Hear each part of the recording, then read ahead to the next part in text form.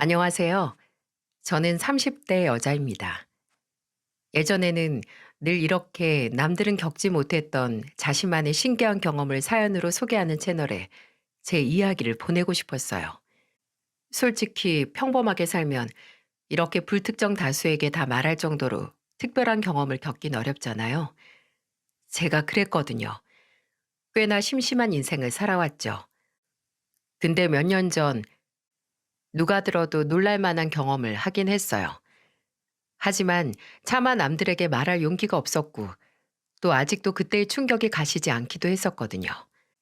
늘 다른 분들의 이야기를 들으면서 언젠가 나도 보내보면 여러분의 위로를 받을 수 있겠다라는 생각을 했었고 드디어 이렇게 제 이야기를 보낼 수 있게 됐습니다. 저와 남편은 무려 6년 동안 연애를 했었어요.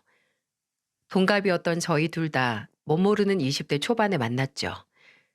저는 당시 일반 대학에 다니고 있었고 남편은 치대에 다니고 있었는데 저도 학교를 다니면서 취업 준비를 하고 있었고 남편도 6년 동안의 공부량이 장난이 아니라서 연애만 6년이긴 하지만 솔직히 만난 횟수는 그리 많지도 않았어요. 그리고 둘 다 학생이니 밖에서 만날 돈도 없었고 저희의 단골 데이트 장소는 남편 학교 도서관이거나 남편의 반지하 자취방이었죠. 6년이란 시간 동안 만나게 되면 어느 순간 정말 있으면 그냥 자연스러운 공기처럼 편하고 없으면 허전한 가족 같은 사이가 되는데요. 저희 부모님도 남편이 제 남자친구였을 때부터 알고 지내셨고, 저도 이전부터 남편의 부모님을 알고 있었어요. 저희 부모님께서는 두 분이서 같이 정육점을 운영하셨는데, 고향을 떠나 서울에서 혼자 살면서 공부하는 남편이 안쓰러우셨는지 항상 저를 통해서 좋은 고기를 보내주셨습니다. 남편은 물론 늘 본인을 챙겨주시는 저희 부모님께 감사했고 또 죄송스러워했죠.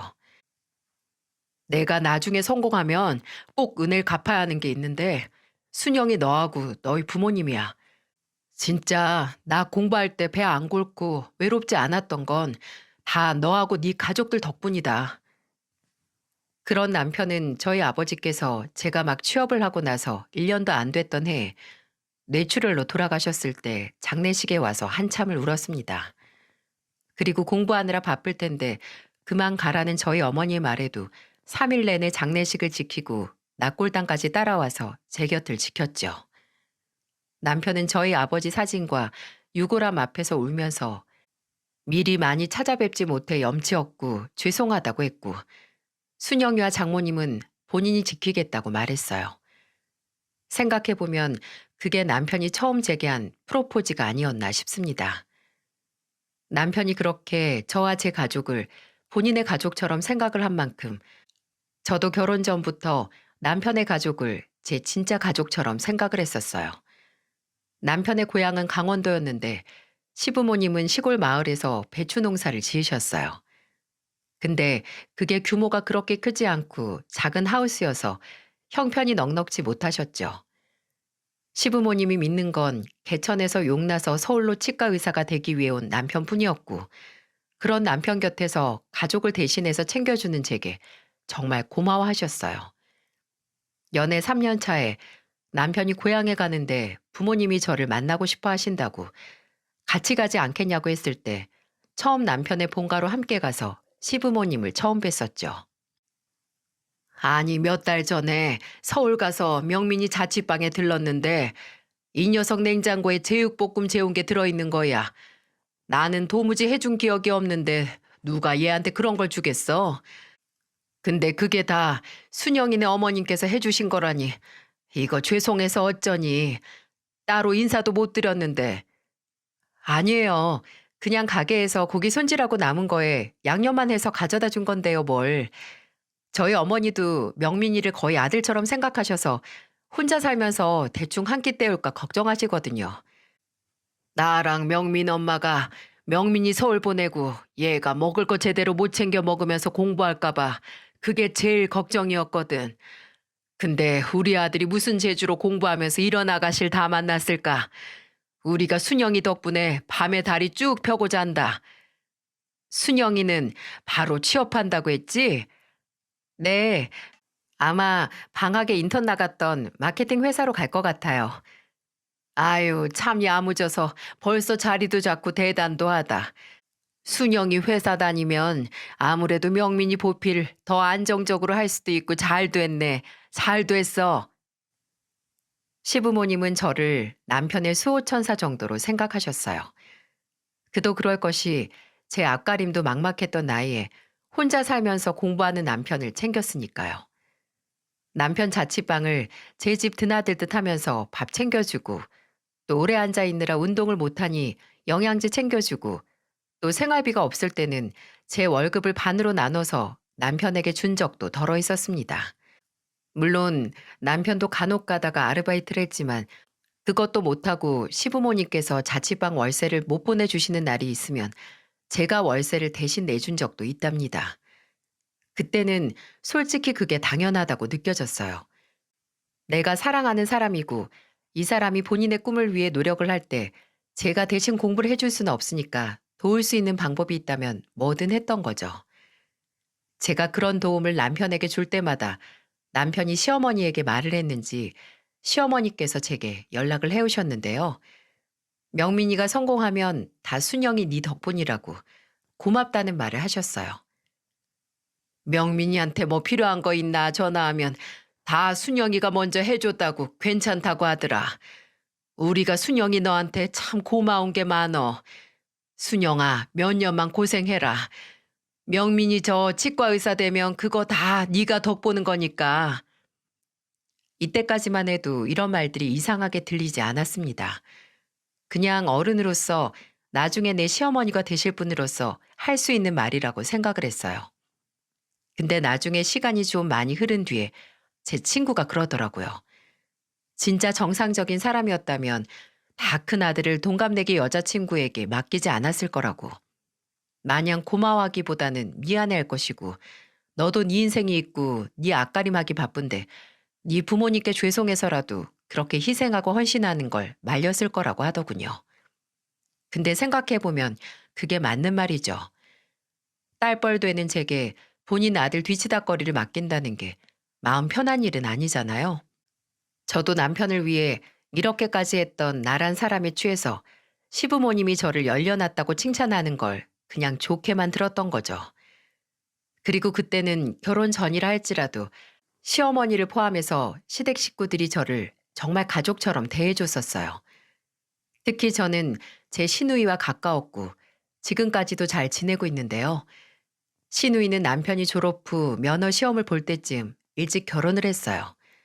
시누이 남편이 서울로 직장을 옮기게 돼서 이사를 오게 됐고요. 남편과 시누이는 원체 사이도 좋고 친구처럼 지냈는데 사는 곳이 가까워지니 저도 자주 얼굴을 보게 됐죠.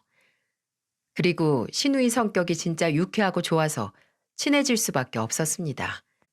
시누이 신혼집이 제가 다니던 회사에서 가까워서 종종 남편 없이 저 혼자서도 놀러 갈 정도로 친해졌는데 시누이가 저만 보고 하는 말은 바로 이거였어요.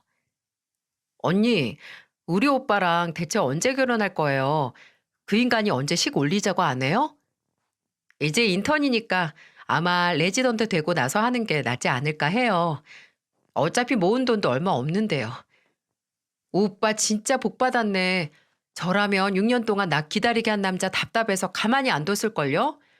그리고 언니가 여간 고생한 게 아니잖아요. 진짜 무슨 복인지 박명민 씨 인복 하나 타고났다니까. 그렇게 말하던 시누이는 진짜로 속이 답답했는지 남편에게 직접 말을 했나 보더라고요. 남편이 서로 상의를 했던 것보다 더 일찍 제게 프로포즈를 했으니까요. 나중에 그 프로포즈를 받아들이고 나서 남편에게 듣기로는 시누이가 무섭게 경고를 했다고 하네요. 이러다 새언니가 오빠 버리면 어떻게 할 거냐고, 새언니한테 미안하지도 않냐고. 어차피 결혼 준비도 새언니가 알아서 할 텐데 오빠는 고작 병원 인턴하면서 결혼식장에서 턱시도 입고 신랑 입장할 시간도 없냐면서 말입니다. 성격 한번 시원시원한 시누이 덕분에 저희는 6년의 결실 끝에 결혼을 할 수 있었어요. 부모님에게 저희의 결혼은 어차피 예견됐던 거라서 새삼스러울 것 없었어요. 근데 이때부터 좀 찜찜했습니다. 시부모님이, 아니 시어머니께서 예정보다 앞당겨진 결혼식을 탐탁지 않아 하셨기 때문이었죠. 결혼 소식을 알리러 간 자리에서 명민이가 모아둔 것도 없는데 그냥 같이 살기만 하다가 조금 더 자리 잡으면 그때 시골려도 늦을 것 없다고, 아직 둘 다 30전인데 뭐가 급하냐고 하셨어요. 그때는 그냥 걱정돼서 하시는 말이겠지 하고, 저도 남편도 걱정 마시라고, 요새 젊은 사람들 중에 다 준비되고 결혼하는 사람 몇이나 되냐고 했죠. 그렇게 결혼 준비를 하다가, 물론 저도 모아둔 돈이 있고 저희 어머니께서 보태주신 돈에 남편도 있기야 있었지만, 그걸로 결혼식에 혼수에 집까지 구하려면 택도 없었습니다. 그리고 시부모님께서는 형편 때문에 도움을 안 주시는 거나 마찬가지였고요. 그래서 남편하고 저는 대출을 알아봤는데, 다 따지고 보니 혼인신고를 하고 신혼부부 대출을 받는 게 제일 낫겠더라고요. 그래서 결혼식 올리기 전에 혼인신고부터 할 예정이었는데, 얼마 지나지 않아서 시어머니께 연락이 왔어요. 너희 혼인신고부터 하려고 하니? 요새 젊은 애들은 일부러 나중에 혼인신고를 한다는데 너흰 왜 그러니? 네가 명민이한테 혼인신고부터 하자고 했니? 너무 당황스러웠어요. 그때 시어머니의 목소리가 되게 격양돼 있었거든요. 아니, 솔직히 6년을 만났는데 좀 더 간을 봐야 해서 혼인신고를 뒤로 미루는 것도 이상하지 않나요? 물론 사람 일이 앞으로 어떻게 될지 모르는 거지만, 예전에는 결혼해서 명민이 덕 보면서 살아라 라고 입이 마르게 말씀하시던 분이 왜 갑자기 혼인신고를 빨리 하는 거냐고 저를 타박하시는지 당황할 수밖에 없었어요. 저는 대출 문제에 대해 말씀을 드렸고, 또 기분도 좋지 않아서 돈 나올 때가 있었으면 저희도 이렇게 안 해요, 어머님 이라고 말씀드렸어요. 그 말을 들은 시어머니께서는 조용하셨습니다. 솔직히 할 말 없으셨을 거예요. 그때 정말 시부모님께 지원받은 게 하나 없었으니까요. 다행인지 불행인지 시어머니께서는 갑자기 알아서 하라며 전화를 끊으셨고, 저는 그 통화 후 좀 멍해졌어요. 그리고 그 전에 아무 생각 없었던 시어머니의 말들이 생각이 나는 겁니다. 남편이 국시에 합격했을 때쯤 대학병원 알아보면서 시간이 나면 자주 시댁에 갔었거든요. 그럼 저도 시간 되면 같이 갔었고요. 근데 제가 가면 늘 한결같이 반겨주시던 시어머니께서 어느 순간 "근데 순영이는 안 바쁘니? 어째 우리 아들 얼굴 보는 것만큼 네 얼굴도 보는 것 같다." 라고 하셨던 때가 있었어요. 그때는 옆에 계시던 시아버지께서 "예비 며느리 얼굴 시간 될 때 자주 보는 게 좋지. 멀리 살아서 결혼하고서도 자주 못 볼 텐데." 라고 하셔서 그냥 넘어갔거든요. 당시에는 별 생각 없었는데, 갑자기 그날 혼인신고 문제로 큰 소리를 치시는 시어머니 목소리를 들으니 어쩌면 나를 당연히 며느리로 생각하시던 시어머니 마음에 변화가 생겼을지도 모르겠다는 생각이 드는 거예요. 그리고 결혼 전까지만 해도 남편에게 일어나는 좋은 일이 전부 제 덕분이라고 하시던 시어머니에게 갑자기 남편에게 생기는 모든 안 좋은 일들이 모두 제 탓이 되어버렸네요.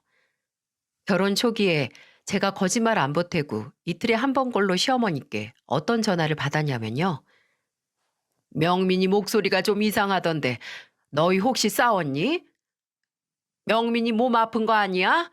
목이 아주 잠겼던데 넌 결혼 전에 그렇게 잘하더니 네 남편 몸 관리도 이제 신경 하나 안 쓰는 거야? 너 혹시 집에 잘 안 들어가니? 명민이 어제 저녁 혼자 먹었다며? 결혼한 지 얼마나 됐다고 벌써 밖으로 돌아? 너 이러려고 결혼했어?" 남편과 통화를 하시고 조금만 거슬린다 싶으면 바로 제게 전화를 해서 저러시는 거예요. 일주일에 3번에서 4번, 딱 한 달만 겪어보면 몸에서 사리가 다 나옵니다. 저도 노는 사람이 아니고 회사 다니고 사회생활 하는 사람인데, 이런 연락이 잊을만 하면 온다고 생각해보세요. 처음에는 안 싸웠다, 그냥 병원에서 피곤해서 그러나 보다, 어제 당직이었다, 그래서 그런가 보다, 어제 저희 오빠가 병원 입원했다고 해서 거기 갔다가 어머니 댁에서 밥 먹고 왔다 하면서 다 그냥 유하게 대답을 했어요. 근데 점점 도가 지나쳐서 이제는 시어머니 입에서 아무래도 명민이가 결혼 생활이 행복하지 않은 것 같아. 내 아들이 이렇게 전화를 받는 애가 아닌데. 라는 말까지 나오니까 와, 돌겠더라고요. 그래서 아예 원인을 없애야겠어서 남편에게 시어머니 전화를 받지 말라고 했습니다. 남편하고 전화를 하고 제게 뭐 이상은 없는지 꼭 확인을 하시는 거라서 말이죠. 물론 남편이 제 말을 듣고 시어머니 전화를 받지 않자 제게 득달같이 전화를 해서 명민이가 전화를 안 받네? 무슨 일 있는 건 아니겠지? 너는 명민이랑 언제 마지막으로 통화했니? 라고 하셨고요. 남편이 병원에서 일하긴 하지만 무슨 환자로 있는 것도 아닌데 저는 그런 시어머니에게 말했어요. 아, 사실 남편이 업무 중에 어머님 전화를 자주 받아서 같이 일하는 동료들한테 한 소리 들었나 봐요. 한 번은 회진 따라다니다가 어머님한테 전화가 와서 레지던트 선생님한테 주의도 들었다고 했고요. 어머, 그랬니? 많이 혼났대? 휴대폰보다 차트나 병원 호출기를 더 많이 봐야 하는 사람인데 아무래도 눈치 보였겠죠. 그래서 저도 남편 업무 시간에는 웬만해선 연락 안 하고요. 그러니까 어머님도 너무 자주 전화하지 마세요. 문자 보내셔도 금방 답장 올 거라 기대도 하지 마시고요. 시어머니가 남편이 회진 도는 중에 전화를 하신 건 사실이에요. 근데 꾸중을 듣거나 동료 의사들에게 한 소리 들었다는 건 제 과장이었습니다. 그저 시어머니가 제발 아들이나 며느리인 저를 가만히 뒀으면 해서 살짝 거짓말을 한 거였어요. 다행히 시어머니는 그 후로 남편에게 집착에 가까운 연락은 하지 않으셨습니다. 의사된 아들이 행여 병원에서 밉보여서 출세길에 이상이라도 갈까 무서우셨겠죠. 근데 한동안 연락은 안 하시다가 이제는 아예 찾아오시더라고요. 하루는 일하는데 또 시어머니께 연락이 와서 받았더니 시누이 보러 서울 왔다가 시간이 남아서 너희 집에도 들렀는데 현관 비밀번호 좀 알려달라고 하시는 겁니다. 일단 밖에서 기다리시라고 할 수 없어서 도어락 번호를 알려드렸는데 불안한 거예요. 저도 남편도 없는 집에 시어머니 혼자 계시니까요.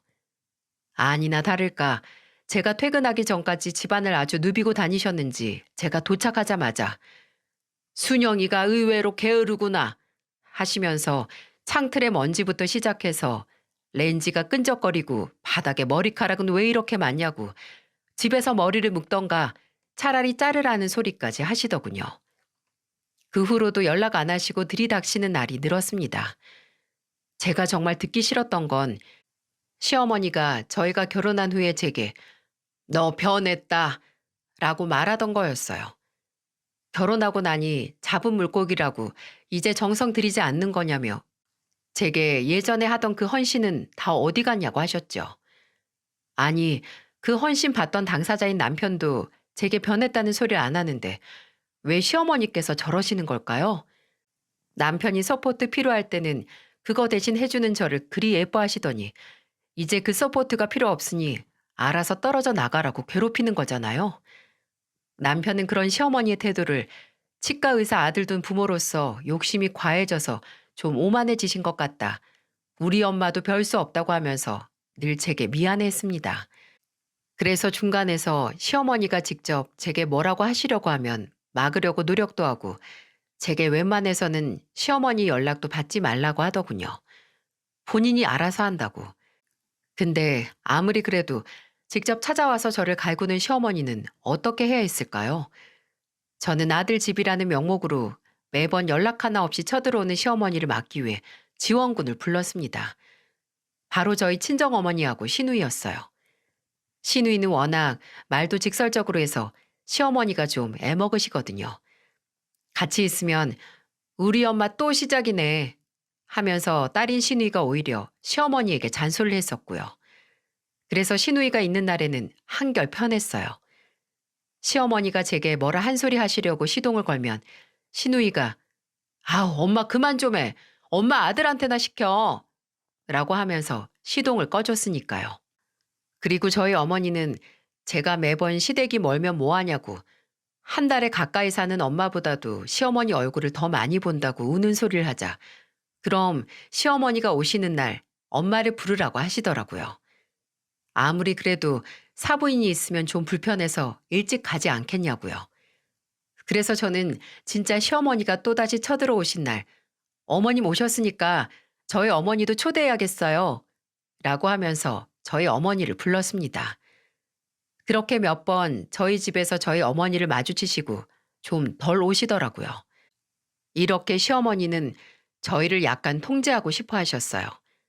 아니, 정확히는 치과 의사인 남편을 통제하고 싶어 하셨고, 저는 그 통제를 방해하는 방해물 취급을 하셨죠. 남편이 레지던트 과정을 마치고 병원을 옮길 때 가려고 하는 병원 목록을 작성하고 고민을 했는데, 저는 그냥 부부로서 조건 다 따지면 이 병원이 가장 나은 것 같다. 당신 전임 교수도 추천하지 않았냐 했거든요. 남편도 어차피 제가 말한 병원을 제일 1순위로 생각을 하고 있었는지 제 말에 동의를 하더군요. 근데 그 얘기를 어떻게 받아들인 건지 시어머니께서 제게 전화를 해서 그러시는 겁니다. 예, 너는 왜 명민이를 마음대로 조정하려고 하니? 네가 말한 병원보다 돈 더 많이 주는 데가 있다던데 왜 거길 추천을 해? 하여간 너는 결혼 전에만 도움 줬지 결혼 후에는 참 아무짝에도 쓸모가 없다. 참나, 시어머니가 말한 병원은 연봉을 많이 준다고 해도 그건 초봉이고 남편도 저도 다 따지고 보면 다른 곳에 나중에 연봉 협상에 유리하고 위치도 그렇고 생각을 안 한 게 아니었거든요. 근데 시야가 좁은 건지 그저 초봉만 보고 네가 내 아들 앞길을 막는다며 역정을 내시는 시어머니. 저는 이제 긴 말도 하고 싶지 않아서 그럼 병원 리스트랑 조건을 다 보내드릴 테니 어머님께서 한번 따져보시라고 했습니다. 직접 보고 한번 직접 분석해 보시라고요. 그리고 진짜 자료를 휴대폰으로 전송했어요. 며칠 동안 아무 연락이 없으시더라고요. 머리 좀 아프셨을 겁니다. 5일 뒤에 남편이 시어머니에게 연락을 해서 왜 연락 안 주시냐고 생각해 보셨냐고 하니까 그제야 니들이 더 잘 알지 내가 뭘 아냐고 하시면서 한 발자국 물러서시더라고요. 그럴 거면서 대체 왜 제게 스트레스를 주시는 건지. 이럴 거면 차라리 속은 기분이라도 없게 결혼 전에 반대나 하시지. 제가 결혼 생활 동안 마음 먹고 시어머니께 어머님, 제가 그렇게 마음에 안 차시냐고 결혼 전에는 잘해주시다가 갑자기 저한테 이러시는 이유가 뭐냐고 여쭤보면 시어머니는 전혀 모르겠다는 얼굴로 그러셨어요. 내가 왜 널 마음에 안 차하냐고. 그냥 제가 결혼 전이랑 후가 달라서 그런 거라고 말입니다. 문제는 내가 아니라 너라고 하는 시어머니. 제게 책임을 전가한 겁니다. 비겁한 변명이었죠. 이미 남편은 의사가 됐는데 제가 전처럼 혼자 돈 벌면서 공부하는 남편 먹여 살리고 서포트할 수 없는 거잖아요. 그냥 예전에야 아들에게 도움이 되니까 지켜봤는데 막상 마음에 차지 않으니 손해봤다라고 생각을 해서 화풀이를 하시는 거예요. 시어머니께서 걸고 넘어지시는 것 중에 제가 가장 힘들었던 건 단연코 임신 문제 때문이었네요. 전국의 며느리이신 분들은 공감하실 겁니다. 시부모님이 임신으로 눈치 주실 때마다 진짜 속상하고 답답한 거요. 제가 결혼하고 5년 동안 애가 안 생겼거든요. 물론 저도 남편도 주기적으로 검사를 받아서 몸에 이상은 없다는 건 알고 있었고 임신을 딱히 미룬 것도 아닌데 소식이 없더군요. 그래도 급하지 않으니 천천히 기다려보자. 고진감래라고 이렇게 있다가 생기는 아이일수록 우리한테 더 특별한 의미가 될 거라고 하면서 서로를 그렇게 다독였어요. 근데 결혼하고 2년 차가 지나면서부터 시어머니가 임신 문제로 저를 쪼기 시작하셨거든요. 이미 첫째 조카가 3살인 시누이와 저를 비교하시면서 혼인신고는 식 올리기 전에 하더니 왜 애는 그렇게 늦게 가는 거냐고 별별 소리를 다 하셨어요. 근데 웃긴 건 막상 제가 정말 임신을 했다는 소식을 들으셨을 때는 반응이 미적지근했다는 거예요. 그냥 뭐 축하한다, 장하다 이런 말은 아예 기대도 안 했는데 대뜸 너 나이가 35인데 너무 노산 아니냐 이런 소리만 하셨네요. 저는 그 전에 건강검진에서 나이는 35이라도 신체 나이는 그것보다 젊게 나왔고 산부인과에서도 문제 없다고 했다고 걱정 마시라고 했어요. 그랬더니 뭐라고 하시는 줄 아세요? 그래, 건강해서 좋겠다. 라고 하셨어요. 그 후에도 남편이 전화를 드려서 제 몸 상태나 임신에 대한 이야기를 하면 왠지 듣기 싫어하시고 다른 얘기를 꺼내시는 것 같더라고요. 그 당시 시누이가 저보다 2달 일찍 임신을 해서 둘째를 가졌는데 처음에는 이미 시누이의 임신 소식을 듣고 무덤덤해지셨나 했지만 아예 듣고 싶지 않아 하시는 것 같으니 기분이 좀 이상했어요. 근데 진짜 이상했던 건 임신 5개월 정도 됐을 때 저희 집으로 배달된 상자였습니다. 시댁에서 온 거였는데 택배 상자에 든 건 다름 아닌 한약이었어요. 처음에는 귀한 아들 먹이라고 보내셨나 보다 했는데 택배 잘 도착했냐고 전화를 하신 시어머니는 그 보약을 저를 위해 지은 거라고 하셨어요. 명민이한테 들어보니까 너 요새 입맛도 없고 살도 빠졌다며? 임산부가 살이 붙어야지 빠지면 쓰니? 그거 입맛 돋우고 그 자궁에도 좋고 피를 맑게 해준다고 하니까 매일 한 개씩 공복에 먹어라. 네 시아버지 친구가 효과 좋다고 한 집 가서 지은 거니까 싹 먹어. 아우, 이런 거 안 보내셔도 되는데 감사합니다, 어머님. 정말 잘 먹을게요. 아니다. 내가 경황이 없어서 일찍 못 보내주고 이제서야 보내주네. 늦기야 늦었지만 늦은 만큼 귀한 손주 가진 거니 음식 잘 챙겨 먹고 그 한약도 잘 챙겨 먹어서 건강한 아이 낳으렴. 꿈인가 했습니다. 살다 살다 시어머니께 이렇게 챙김을 받을 줄이야. 물론 여러분은 시어머니의 이런 행동이 수상하다고 생각하시겠죠? 근데 지극히 상식적으로 평범하게 생각을 하면 시어머니가 임신한 며느리에게 다른 꿍꿍이가 있다는 게 더 이상하잖아요. 차마 혹시라는 생각은 못하고 그저 감사히 잘 먹고 진짜 건강한 아이를 출산해야지 이런 생각을 했어요. 그래도 임신했을 때는 특히나 한약을 가려 먹어야 하잖아요. 그래서 남편이 시어머니께 전화를 해서 이거 임신했는데 먹어도 되냐고 따로 처방을 받고 지어야 하는 거 아니냐고 했어요. 그랬더니 시어머니께서는 괜찮다고 체질 상관없이 그냥 임산부들 몸보신하는데 먹는 거라고 하셨습니다. 걱정하던 건 해결이 되긴 했지만 사실 제가 원래 한약을 정말 못 먹고 그 약재 특유의 냄새를 기겁하거든요. 수험생일 때 부모님이 지어준 한약도 안 먹고 가방 안에서 섞이다가 결국 터트려서 사단을 낸 게 바로 접니다. 그래도 이게 평생 몇 번 오는 기회도 아니고 그 시어머니가 보내주셨다니 먹으려고 시도는 했어요. 하지만 딱 한 번 입에 머금었다가 바로 뱉은 후로 냄새도 못 맡겠는 거예요. 시어머니가 주기적으로 연락을 하셔서 약은 잘 먹냐, 몸은 괜찮냐 물으시면 잘 먹고 있다고 대답은 하긴 했지만 처음 한 봉지를 한 입 먹고 버린 뒤에 나머지 봉지들은 까보지도 않았어요. 남편도 냄새 맡고 이건 진짜 먹을 게 못 된다고 한 걸 임산부가 잘 먹기는 힘들었죠. 근데 그때는 차마 맡을 수도 없었던 그 고약한 냄새가 저와 제 아이의 목숨을 살릴 거라는 걸 누가 알았겠어요? 한약을 받고 몇 주 시간이 지나고 시누이가 저희 집에 놀러 온 날이 있었어요. 사는 곳도 가까워서 자주 놀러 왔었는데 시누이가 입덧이 심해진 이후로 못 오다가 오랜만에 온 거였거든요. 이제는 입맛이 팍팍 돌아서 하루에 4~5개 먹는다는 시누이에게 토스트 구워주고 고기 구워주고 과일 깎아주고 했는데 그러다가 식탁 옆에 있는 한약이 든 박스를 보고 시누이가 말했어요. 이건 뭐예요? 한약이네? 오, 오빠가 언니 먹으라고 지어왔나 봐요? 아주 지극정성이셔. 아, 그거 남편이 아니고 어머님이 보내주셨어요. 어머, 우리 엄마가 웬일이야? 이제 정신 좀 차리셨나? 근데 웃긴다. 나 임신했을 땐 이런 거 하나 없었는데. 아가씨는 나보다 젊잖아요. 나는 노산이라고 챙겨주신 것 같은데 아가씨한테는 필요가 없는 거니까 안 주신 거겠죠. 노사는 무슨 언니랑 나랑 나이 차이 얼마나 난다고. 다 흘려들어요. 우리 엄마 옛날 사람이라 아주 20대 중반에 딸린 자식 셋은 돼야 한다는 마인드라니까요. 근데 어째 박스에 한가득이네? 먹은 지 얼마 안 됐나 봐요? 아니, 보내주신 지는 한참 됐는데 내가 도저히 못 먹겠더라고요.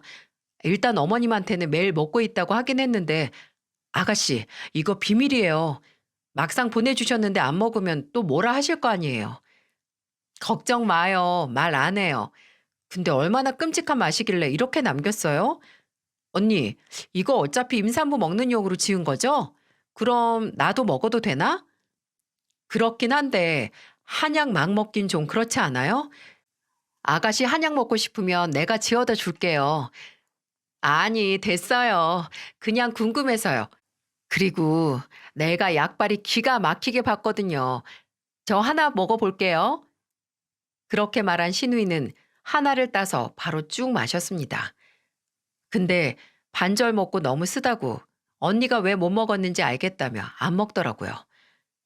그리고 나서 입가심한다고 냉장고에 있던 아이스크림 꺼내서 먹었는데 한 3, 40분 정도 지났을까요? 신우이가 갑자기 배가 아프다고 하는 겁니다. 언니, 나 이거 왜 이러지? 갑자기 배가 아파요. 아프다고 부여잡는 신우의 배를 만져보니 돌처럼 땅땅하게 굳은 겁니다. 신우이는 갈수록 통증이 심해진다고 했고 나중에는 땅에 주저앉아서 일어서지 못했어요. 저는 바로 구급차를 불렀고 신우이는 가까운 대학병원으로 옮겨졌어요. 구급차 안에서 많진 않았지만 약간의 하혈도 했는데 저는 진짜 신우이와 뱃속의 둘째 조카가 어떻게 되는 줄 알고 제정신이 아니었습니다. 응급실에서 신우이가 진정제를 맞고 피검사와 복부 초음파를 할 때 저는 신우이 남편에게 전화를 해서 이 사실을 알렸고 또 남편과 시어머니께도 연락을 드렸어요. 멀리 계셔서 바로 못 오시는 시어머니께는 일단 신우이 상태가 안정이 됐을 때 연락을 드렸고요. 어머님, 저 순영인데요. 지금 아가씨 응급실 같이 왔어요. 응급실? 너 어디 아프니? 어디 잘못됐어? 아니요. 저는 같이 있다가 따라온 거고 아가씨 몸에 문제가 생겨서 아니 아까 배가 아프다고 잠깐 쓰러졌었는데 지금 수액 맞고 진정은 된 상태고요. 아직 검사 결과는 기다리는 중이에요. 뭐? 아니 희진이가 왜 쓰러져? 희진이가 왜? 저는 놀란 시어머니께 상황을 설명했습니다. 저희 집에서 같이 있다가 갑자기 배를 쥐어잡고 주저앉았다고요. 일단 의사가 뱃속 아기에게 별다른 이상이 보이지 않으니 걱정 말라고도 말씀을 드렸고요.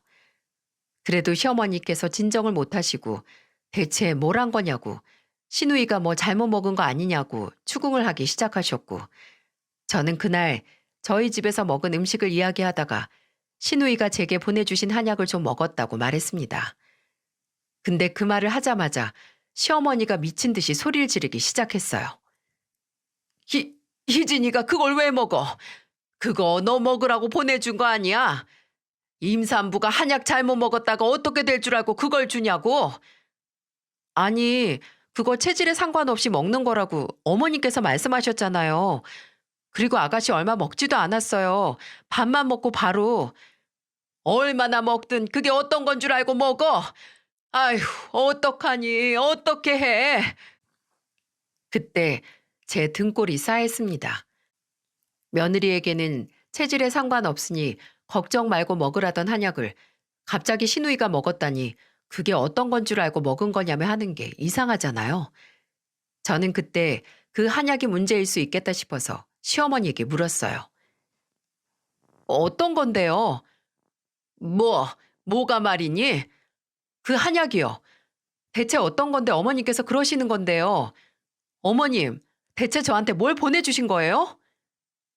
제가 그렇게 물으니 방금 전까지만 해도 속상해 죽겠다며 우리 희진이랑 손주 괜찮은 거 맞냐고 발을 동동 구르시던 시어머니가 갑자기 침묵하시더군요.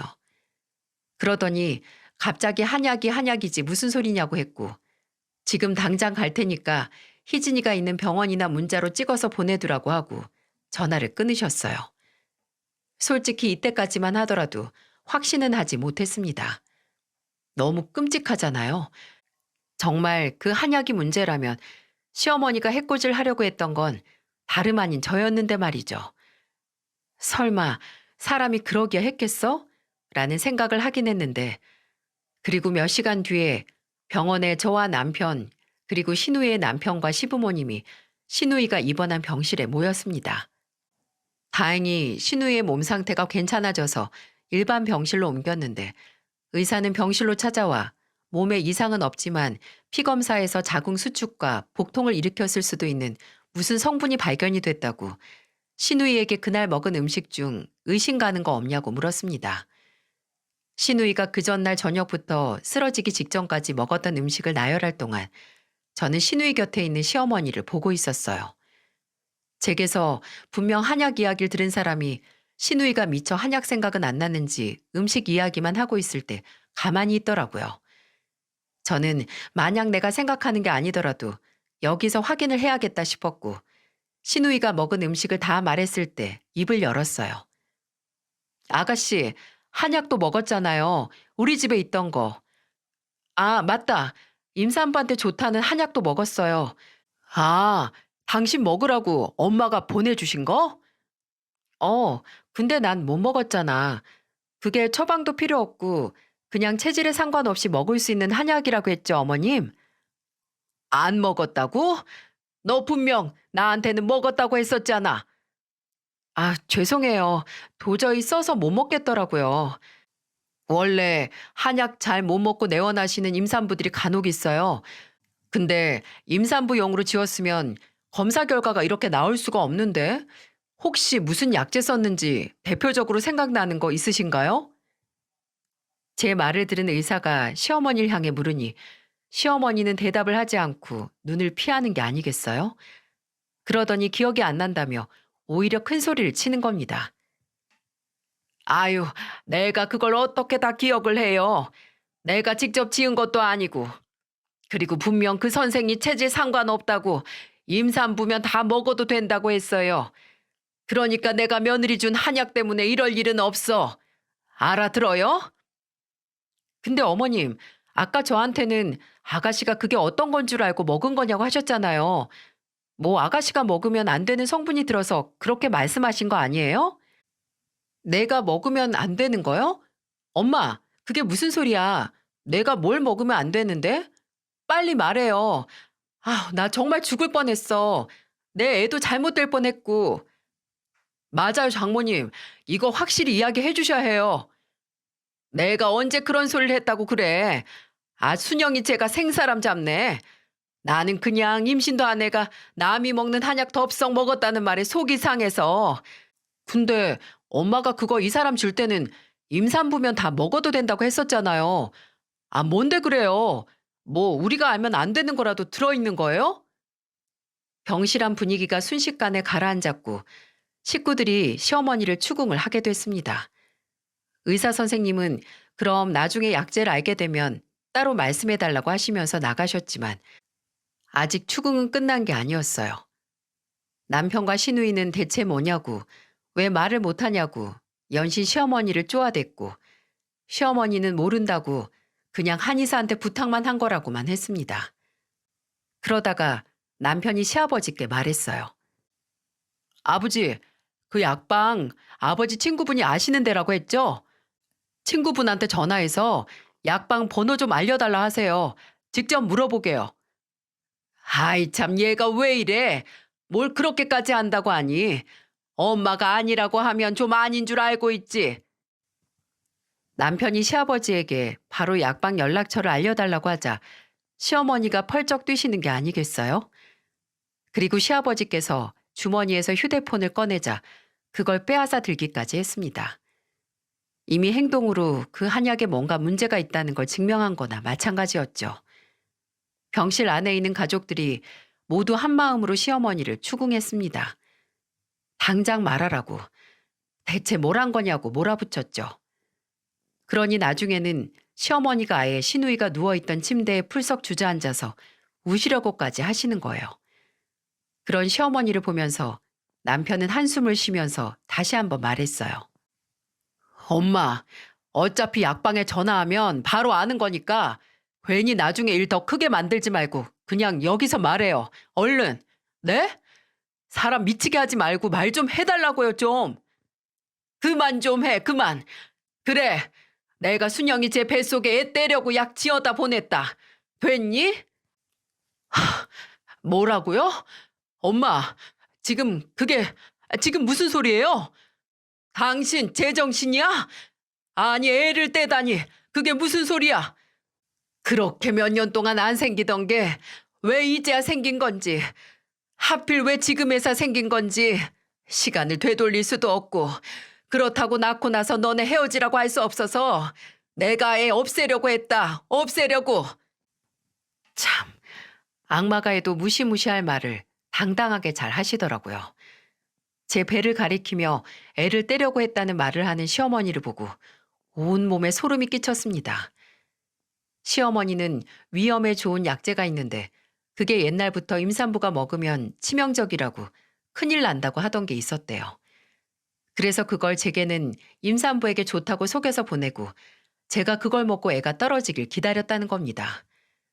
이 끔찍한 계획의 이유를 차마 안 물어볼 수가 없었는데 남편이 제정신이냐고 왜 이런 짓을 했냐고 묻자 시어머니는 이렇게 말했습니다. 너 막 임신했을 때 미숙이가 연락이 왔었어. 당신 친구, 그 식당 한다는 여자. 예전에야 식당 했지. 늦게 재혼해서 남편하고 땅 투자하다가 돈을 얼마나 많이 벌었는데 그 여자 앞으로 된 건물만 2개야, 2개. 근데 얼마 전에 지 딸 3년 살다가 못 참고 이혼했다고 하는 거야. 그리고 하는 소리가 명민이 너무 일찍 결혼했다고. 아직까지도 총각이면 지 딸이랑 결혼시켜서 벌써 서울 목 좋은데 치과 개원해 줬을 거라고 하는 거야. 그 후로도 너 아직도 잘 사냐고, 뭐 헤어질 김이 안 보이냐고 하는데 내가 내 돈으로 내 아들 병원 차려줄 능력은 없어도 다른 방법으로 병원 차려줄 수 있는데 뭘 못하겠어. 그래서 그랬다고요? 그게 이 사람 뱃속에 내 자식 없애가면서까지 할 수 있는 일이었다고요?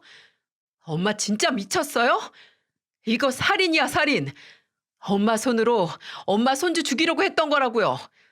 그리고 정말 잘못했다가 이 사람까지 잘못됐으면 어쩔 뻔했어? 희진이도 지금 이러고 있는데 산모한테는 문제 없을 거라고 했어. 그냥 애만 떨어진다고 했단 말이야. 그리고 희진이도 얘도 괜찮잖니? 너 애초에 네가 순영이 얘 말고 돈 좀 있는 마누라 얻었어 봐. 이 엄마가 이렇게까지 했겠냐? 그저 예정 못 잊고 지 앞길 지 손으로 막아놓고 왜 큰 소리야? 이미 시어머니는 제정신이 아닌 것 같았어요. 엄연히 피해자가 있고 본인 손으로 본인의 딸과 손주를 잘못되게 할 뻔한 사람이 너무나 태연하고 당당하더군요. 도저히 제정신이 아닌 사람에게 말해봤자 무슨 의미가 있을까 싶긴 했는데 그때 침대에 있던 시누이가 말했어요. 엄마, 나가. 희진아, 나가라고. 나 2번 다시 엄마 보고 싶지 않아. 나도 애도 괜찮다고? 그게 변명거리가 된다고 생각해? 희진아, 엄마가 너한테 이러려고 한 게 아니고. 됐어. 그게 뭐가 중요해? 그 한약을 먹은 게 나나 세연이나 어쨌든 엄마는 임산부 뱃속에 있는 애 유산시키려 한 거잖아. 그런 계획까지 한 엄마, 난 도저히 끔찍해서 볼 수가 없어. 그러니까 나가. 그리고 나 볼 생각도 하지 마. 그리고 엄마가 죽일 뻔한 내 애도 볼 생각하지 말고. 시어머니의 끔찍한 계획의 희생양이 될 뻔한 시누이는 크게 분노를 했습니다. 그리고 시어머니와 아예 연을 끊고 살겠다고 하고 시어머니를 병실 밖으로 내쫓았어요.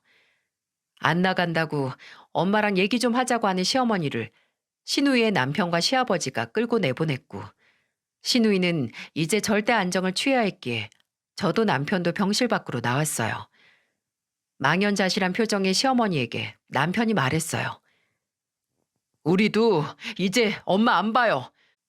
며느리 독살까지 하려고 한 시어머니 무서워서 어떻게 만나요? 뭐? 아휴, 명민이 너까지 진짜? 엄마 목적은 희진이가 아니라 이 사람이었잖아요. 근데 우리가 어떻게 엄마를 보고 살아요? 내 가족 위협하는 사람 가족 근처에도 두기 싫으니까 엄마는 앞으로 나나 희진이 볼 생각하지도 마세요. 이야, 잘못된 사람 하나도 없잖아. 진짜 순영이가 애가 떨어진 것도 아닌데 무슨 부모 자식 연을 끊어. 앞으로도 엄마가 안 그러실 거라는 보장 있어요?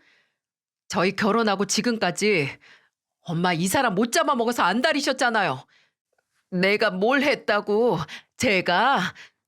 맞아요, 어머님. 어머님 저 끝까지 어머님 아들 아내로 인정 안 하셨어요. 그것도 겨우 아들 병원 하나 개원해줄 능력도 돈도 없다는 이유로. 근데 어머님, 이 사람 면허 따기 전까지 제가 무슨 일을 했는지 그건 다 까먹으셨나 봐요? 그저 아들한테 도움이 될 만큼 달면 삼키고 이제 필요 없어지니까 써서 뱉으려고 하시나 본데 저는 어머님한테 삼켜지기도 뱉어지기도 싫으니까 이제 그렇게 눈에 안 차는 며느리 아예 안 보고 사시면 되겠네요. 서로 마음 편하게. 저희는 남편을 붙잡은 시어머니를 떼어내고 병원을 나섰습니다.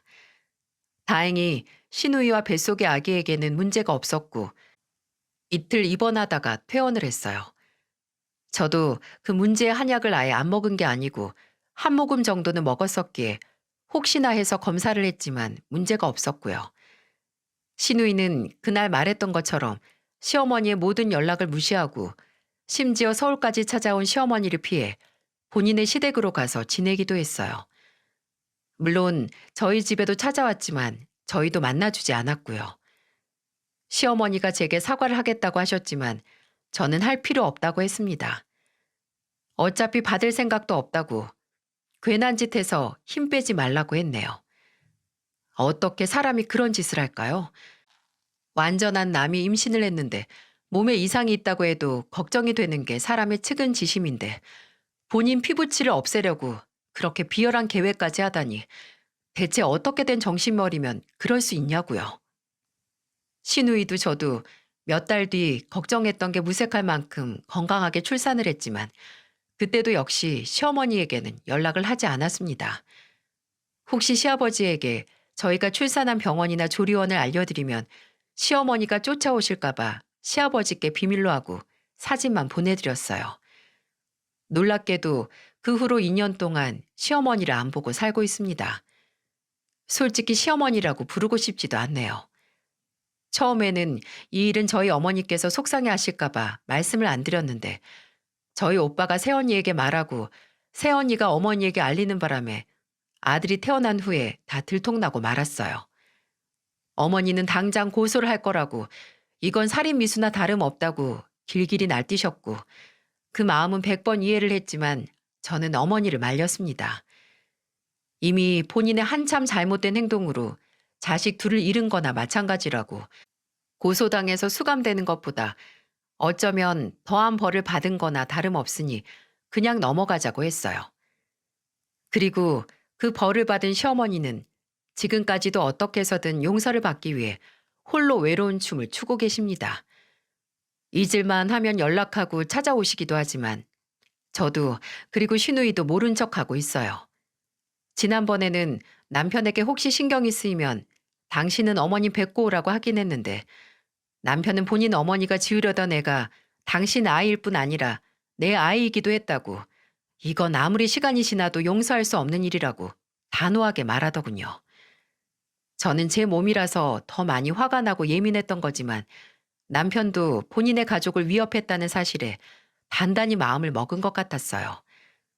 그럴 수밖에 없겠죠.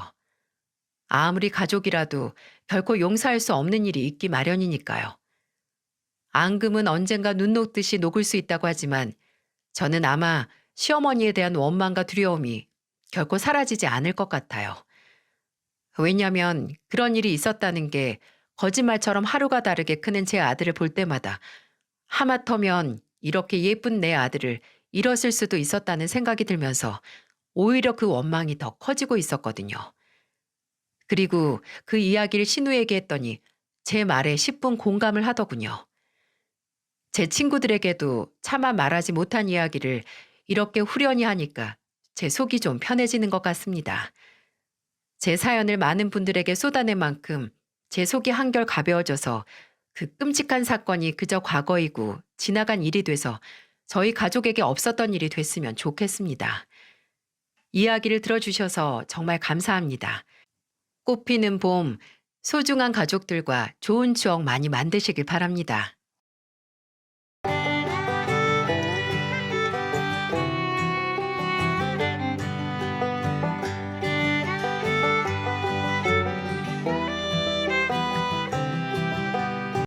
안녕하세요. 백지장 만들어서 팔자 핀 30대 여자입니다. 흔히 관은 1인용이라고 세상은 혼자 사는 거라고들 말하지만 정작 살면서 혼자 힘으로 할 수 있는 건 거의 없죠. 한 곳에 모이는 것은 시작이고 같은 곳에 머무는 것은 진전이며 같이 행동을 하는 것이 성공이다. 라는 말처럼 사람이 사람을 만나서 공동의 목표를 향해 힘을 모은다면 이루지 못할 게 없는 것처럼 느껴집니다. 그리고 이 말은 바로 저희를 위한 말 같아요. 저희가 누구냐고 물으신다면 일단 제가 남편을 만나 결혼을 하게 된 이야기부터 시작해야 할 것 같네요. 남편과 저는 제 친구의 소개로 만났는데 저는 그 당시 백화점 브랜드 본사에서 근무하고 있었고 남편은 대기업 입사 2년 차였어요. 서로 20대 중후반에 만나서 연애를 하게 됐죠. 저는 남편의 성실하고 좀 어리버리하다 싶을 만큼 순박한 모습에 끌렸는데 일단 제 말이라면 무조건 믿고 보는 그 맹목적임이 좋았어요. 제가 장난으로 하는 말도 다 진짜라고 믿다가 망신을 당하기도 했거든요. 나 미니 씨가 보여준 영상 회사 사람들한테 다 보여줬다가 망신당했어. 펭귄이 날아가는 영상 사람들이 이걸 진짜 믿었냐고 하더라. 와, 신기하더라고요. 그래도 같이 일하는 사람들 앞에서 창피당한 게 미안해서 웃으면서 사과를 했던 기억이 나네요. 그 외에도 종종 제가 그거 알아? 하고 장난을 치면 그걸 고지고대로 믿는 겁니다. 처음에는 재밌었는데 갈수록 이 사람 이렇게 순진해서 어떻게 대기업에 들어간 거지? 일은 제대로 하나? 어디서 사기당하는 거 아니야? 라고 걱정이 슬슬 되더라고요. 그래서 진지하게 남편에게 어디 가서 사람 말 막 믿지 말라고 그러다 진짜 큰일 난다고 당부했더니 남편은 어처구니가 없다는 듯 웃으면서 그러더군요. 나 속이는 거 미니 씨밖에 없어. 나야 그냥 미니 씨가 하는 말이니까 일단 믿는 거지. 그러니까 나 좀 그만 놀려먹으세요. 제가 하는 말이니 그냥 믿는다는 남편. 그 말이 그렇게 든든하고 기분이 좋더라고요. 또 이런 남편의 믿음을 저버리고 싶지 않기도 했고요. 또 저와 남편은 동변상련의 공통점도 있었는데 바로 아버지가 안 계시다는 거였어요.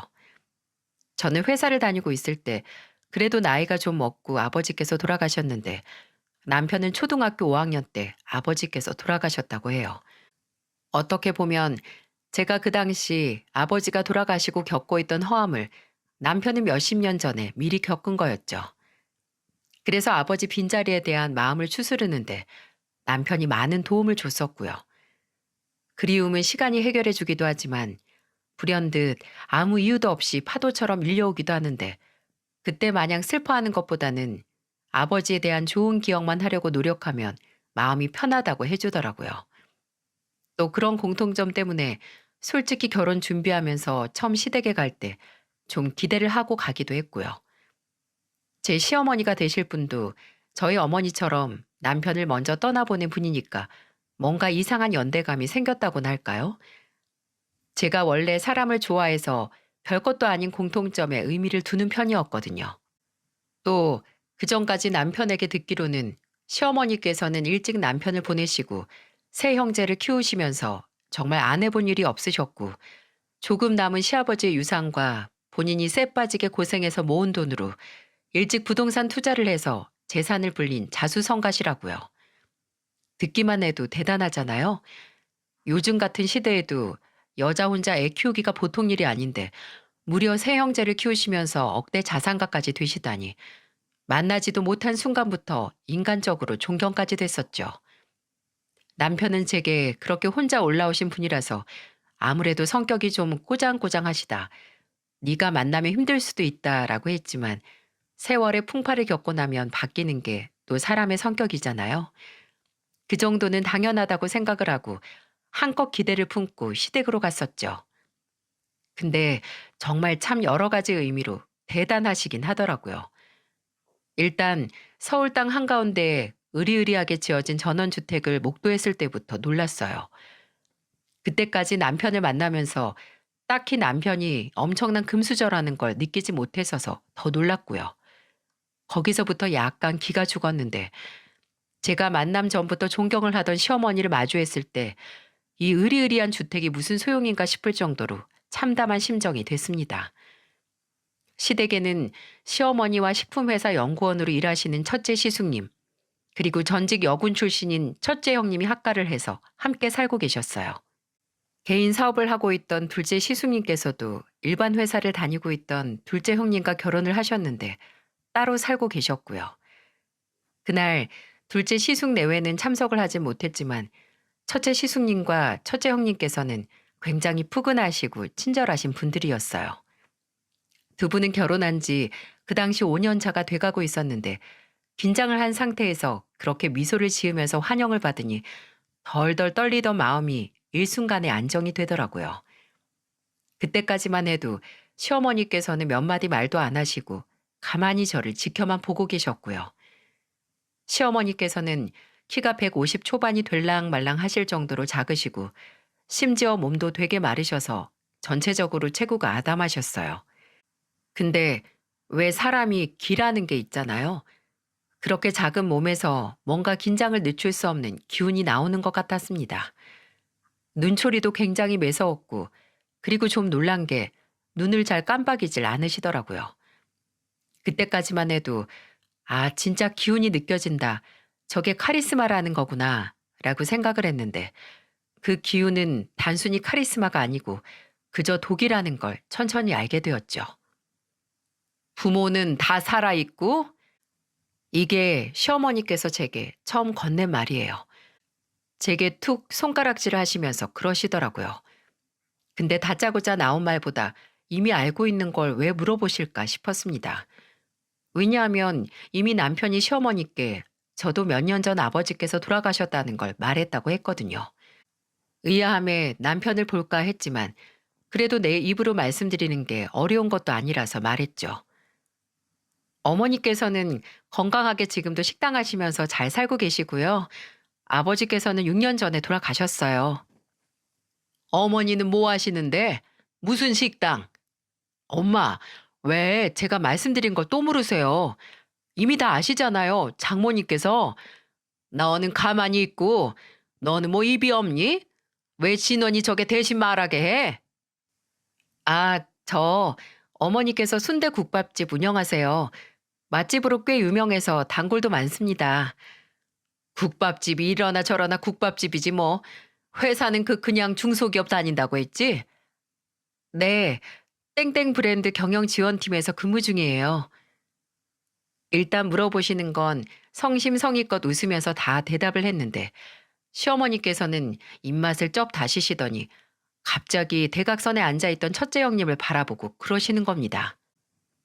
예, 너 옛날 생각나지 않니? 너도 딱 저 짝이었잖아. 내세울 것 하나 없이 그저 내 아들이랑 결혼한다고 밀고 들어온 거. 저는 제 두 귀를 의심했어요. 아니, 처음 만난 제게 다소 무례하신 것도 당황스러운데 갑자기 같이 사는 첫째 며느리에게 시비를 거는 게 이상하잖아요. 첫째 형님 얼굴은 굳어졌고 곁에 있던 첫째 시숙님은 왜 불똥이 이 사람한테 튀냐. 그런 소리 좀 하지 마시라고 말하셨는데 그래도 시어머니는 한숨을 푹 쉬시고 사람 눈치 보게 하는 말을 멈추지 않으셨어요. 아유, 무슨 집에 마가 꼈나? 어째 들어오는 며느리들이 다 저 모양이야. 수진이 저거는 공무원인 줄 알았는데 그중에 뭐 군인이라고 하지. 지에게는 처음 봤을 때부터 바짝 말라서 피골이 상접한 몰골로 와서는 저거 애는 낳을 수 있을까 했는데 여직에 애도 없고 일만 하느라 시간 다 낭비하고 마지막으로 들어온 애도 영 시원치가 않네. 엄마, 사람 앞에 두시고 무슨 말을 그렇게 하세요. 제가 미니 부모님한테 아버지 없이 홀어머니 아래서 자랐다고 무시당하면 기분 좋으시겠어요? 야, 이놈아. 네가 아버지만 없지 다른 거 꿀릴 게 뭐가 있어? 그거 말고 내세울 게 얼마나 많은데. 민희도 내세울 거 많아요. 그러니까 제가 결혼하겠다 하는 거고요. 그래, 콩깍지에는 약도 없다더라. 아유, 저 속 빠진 놈. 저는 그 당시 진지하게 지금 이 집에서 나가야 하나 싶었습니다. 머릿속에 당장 도망가라고, 보통 시어머니가 아니라고 비상벨이 울리는 것 같았어요. 근데 그때 가만히 있던 첫째 형님이 그러시더군요. 저도 우리 막내 동서 너무 마음에 드는데요. 인상도 좋고 예쁘고 목소리도 너무 좋다. 동서, 이제 한 가족이니까 내가 말 놔도 되지? 네? 아, 네, 그럼요. 말 편하게 하세요. 허이구, 이제 같은 며느리라고 편먹은 거냐? 아유, 꼴 보기 싫어. 됐고, 너는 가서 냉수하고 과일 좀 내와라. 기분 잡쳐서 입안이 쓰다써. 저는 제 편을 들어준 게 감사해서 저도 도와드릴게요. 라고 말하면서 뒤쫓아갔어요. 뒤에서 시어머니가 혀를 차는 소리와 남편과 첫째 시숙님이 그걸 말리는 말소리가 들렸지만 모른 척 했습니다. 제가 주방에 들어가자 첫째 형님은 제 손을 잡고 말했어요. 놀랐지. 우리 어머님이 좀 저러셔.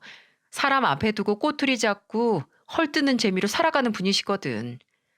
아, 네, 좀 놀랐어요. 큰형님은 어떻게 같이 사세요? 벌써 5년이나 같이 사신 거죠? 나도 시어머니 때문에 몇 번이나 이혼 소리에 도장 찍을 뻔했어. 그나마 남편이랑 애들 보고 버틴 거지. 시어머니가 큰아들한테 의지를 많이 하시는데 그래도 그런 큰아들 말은 좀 들으시거든. 남편 없을 때는 또 막말하시지만 그냥 무시하면 편해. 나 아까도 시어머니가 나한테 시비 걸 때 속으로 오늘 저녁에 뭐 먹나, 오늘 TV에서 무슨 드라마 하나 그 생각했어. 그럼 좀 괜찮아지거든.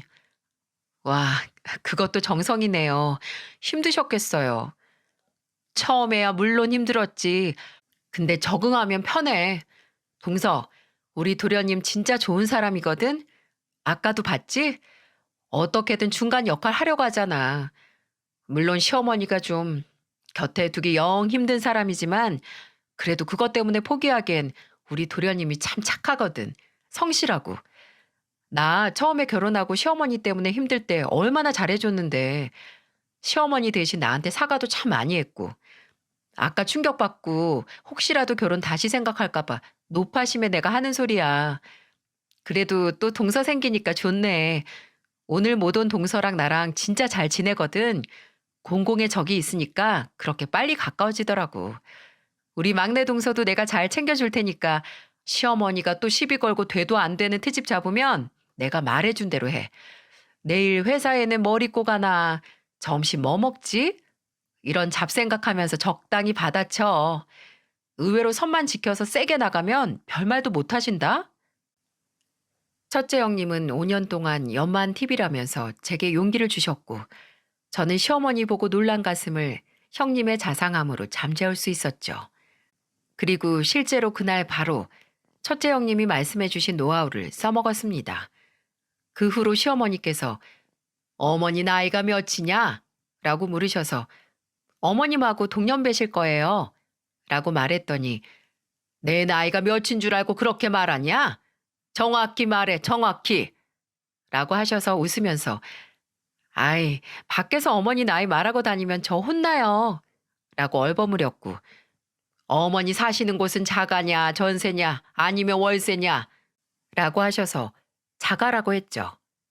근데 끝까지 매매가가 얼마냐고, 얼마에 사서 얼마나 올랐냐고 하셔서 제 명의가 아니라서 자세하게 알지 못한다고 대충 대답을 해버렸네요. 제가 첫째 형님에게 배운 대로 방실방실 웃으면서 적당히 받아치니 시어머니께서는 어이없어 하시고 저를 아닌 꼴게 보긴 하셨지만 그래도 별다른 말씀은 안 하시더라고요.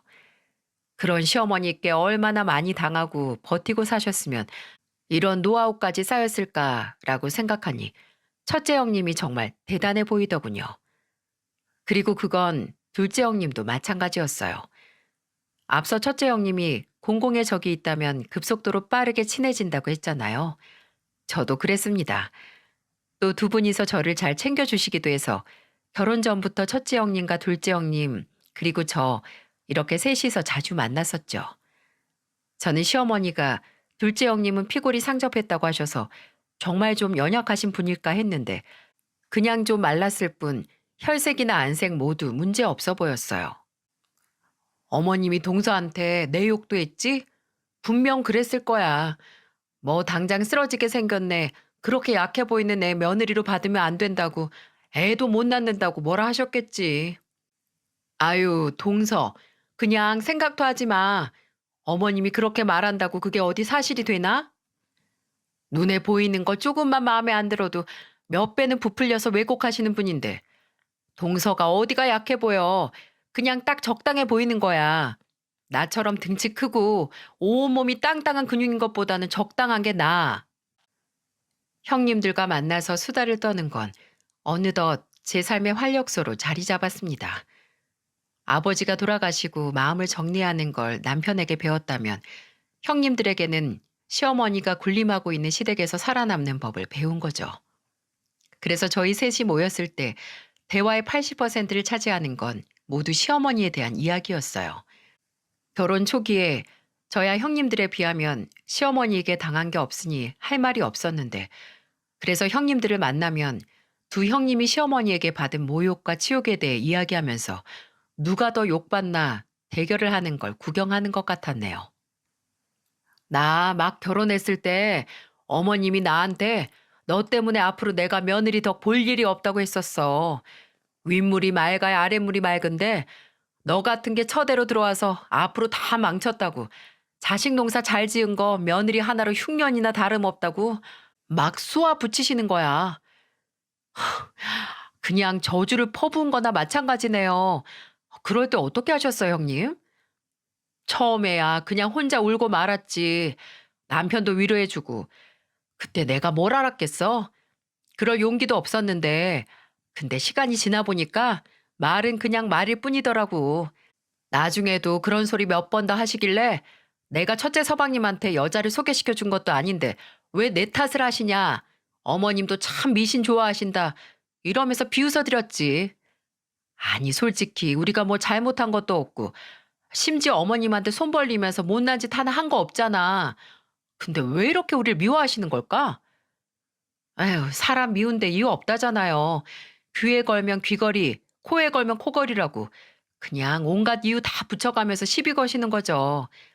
어머님한테 며느리 갈구는 건 그냥 스포츠예요, 스포츠. 그렇다고 해서 저희도 마냥 시어머니께 당하고만 산 건 아니었습니다. 시어머니의 말을 한 귀로 듣고 한 귀로 모두 뱉어내기도 했고 또 반격도 했었어요. 하나 가장 기억이 나는 건 몇 년 전 추석에 있었던 일인데요. 저희 시어머니께서는 명절에 꼭 저희 세 며느리에게 한복을 입고 오라고 하셨어요. 그것도 남편이나 시숙님, 그리고 애들은 입으라 마라 말씀도 없으시고 그냥 며느리들에게만 그 불편한 한복을 꼭 입고 일하라고 하셨습니다. 근데 한복 한 번이라도 입어보신 분들은 아시겠지만 진짜 불편하거든요. 그것도 가만히 앉아 있는 게 아니라 명절에 음식 준비하고 장도 봐와야 하잖아요. 그래서 한 번은 둘째 형님이 그러시더라고요. 우리 차라리 개량 한복으로 바꿔요. 요즘 개량 한복은 여자도 바지가 나오기도 하고 그게 더 편하니까. 어차피 한복은 한복이잖아요. 그래서 그해 추석에는 셋이서 나란히 개량 한복을 맞춰서 입었어요. 그때 저희를 보던 시어머니의 눈빛이 잊혀지지 않았습니다. 개량 한복을 입은 세 명의 며느리를 무슨 구걸하러 온 거렁뱅이처럼 멸시하는 눈빛으로 보셨거든요. 너네 그 꼴이 뭐냐? 지금 뭘 걸치고들 있는 거야? 시어머니는 그게 무슨 한복이냐고 당장 벗으라고 노발대발하셨고 저희야 이거 안 입으면 첫째 형님 평상복 입고 일하면 되니까 더 좋았죠. 그래서 둘째 형님이 어머님 그럼 저희 이거 벗고 형님 옷 빌려 입을까요? 형님 추리닝 있어요? 라고 했고 시어머니는 입술만 잘근잘근 씹으시면서 아무 말도 안 하셨어요.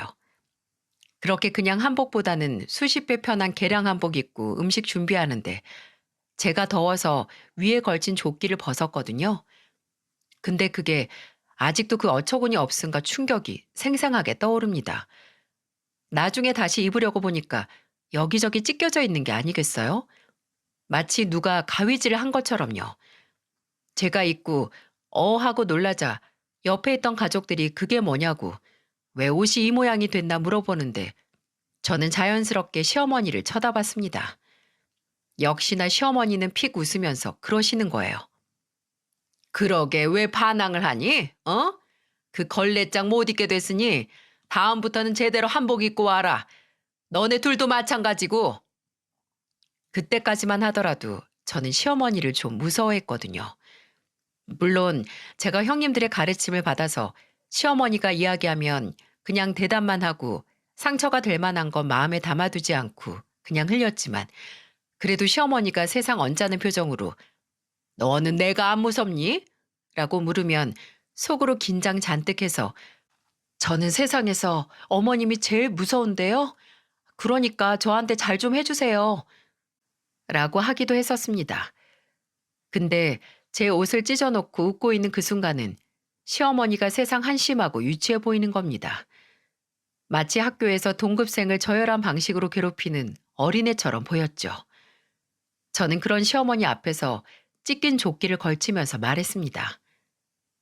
어머, 어머님, 이걸 왜 못 입어요? 오히려 이렇게 뜯어서 입으니까 더 편한데요?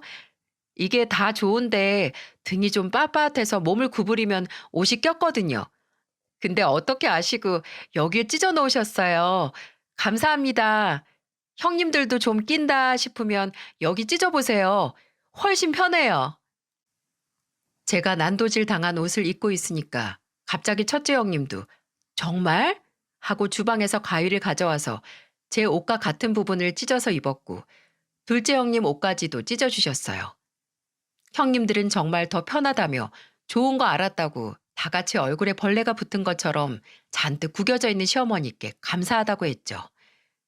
실제로 저희는 그 후 명절에도 계속 그 찢긴 개량 한복을 입고 시댁에 갔습니다. 저희야 뭐 상관없었어요. 어차피 원해서 입는 개량 한복도 아니고 그냥 입을 수만 있다면 됐고 그 누더기 다 돼놓은 나란히 걸친 저희를 보면서 복장 터질 건 시어머니였으니까요. 아마 이런 것 때문에 시어머니께서 저희 셋이서 따로 만나는 걸 싫어하셨는지도 모르겠어요. 나뭇가지 하나는 부러뜨리기 쉬워도 그게 뭉치로 있으면 부러뜨릴 수 없다고 하잖아요. 저희가 딱 그랬거든요. 원래 형님들도 친해서 잘 뭉쳐졌는데 저까지 거기 끼게 되니 순식간에 3대 1. 시어머니의 외로운 싸움이 시작된 거죠. 남편이나 시숙님들은 크게 홀로 세 형제를 키우신 시어머니께 반항이나 반발은 못했지만 그래도 되는 대로 저희를 돕기도 했어요. 가장 중요한 건 시어머니의 문제로 저희를 그래도 며느리인데 그래도 시어머니인데 라고 막지 않았다는 거죠. 아마 어머니의 성격을 제일 잘 아는 게 새형제라서가 아니었을까요?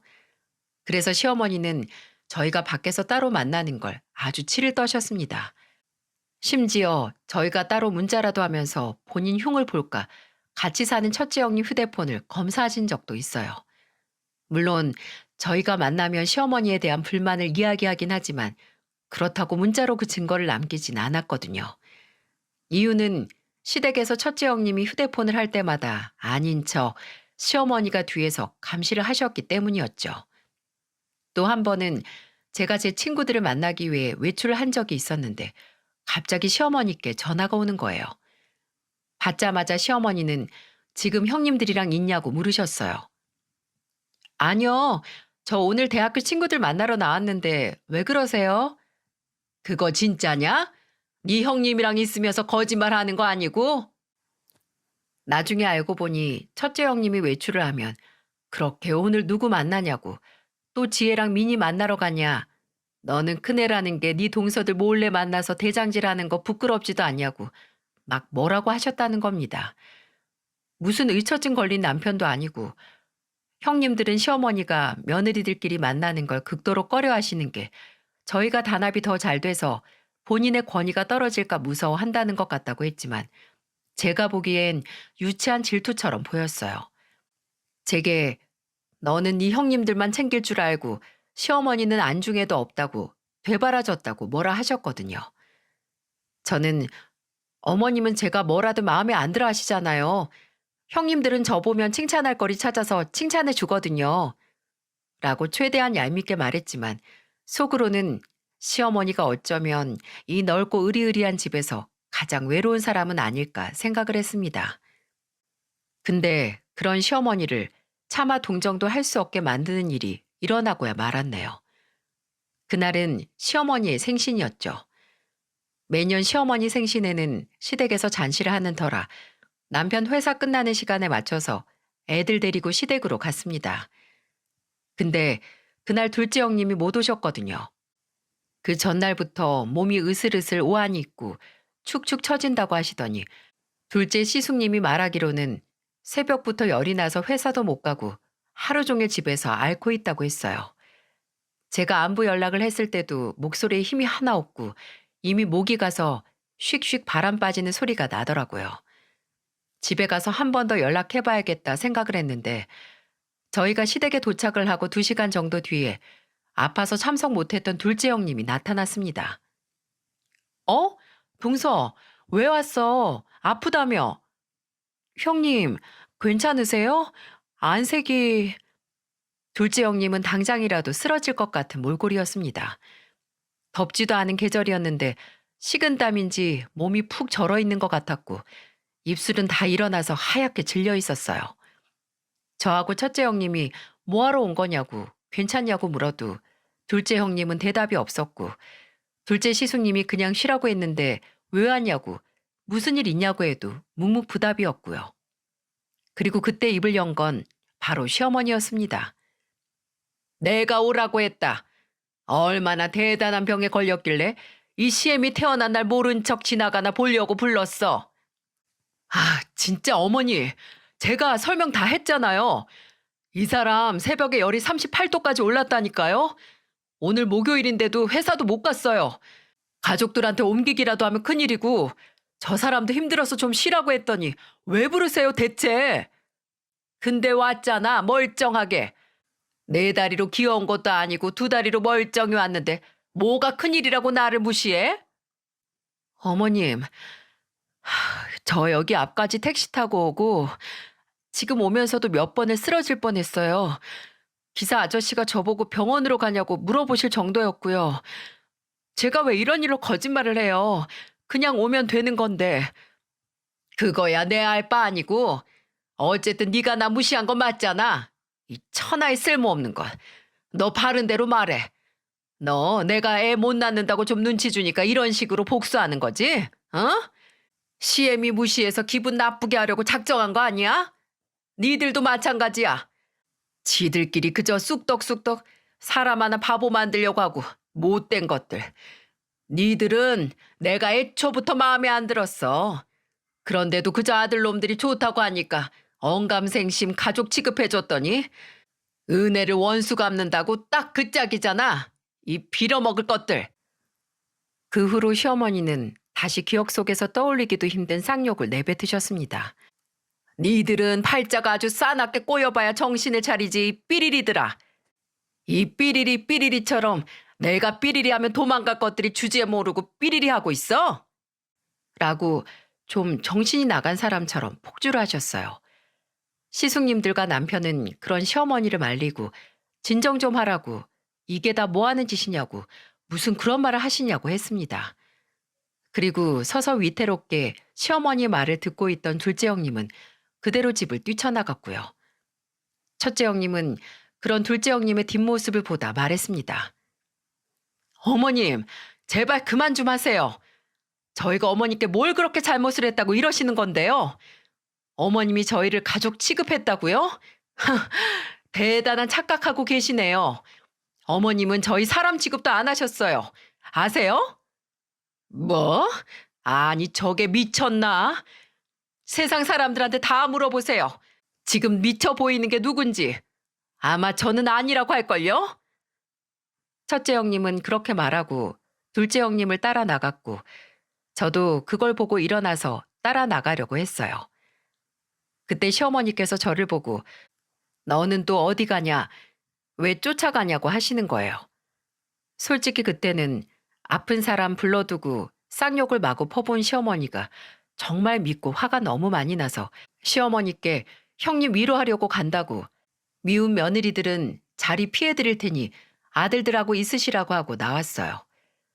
시댁을 나와서 큰 길 쪽으로 걸으니까 형님 둘이 편의점 앞 의자에 앉아서 있더라고요.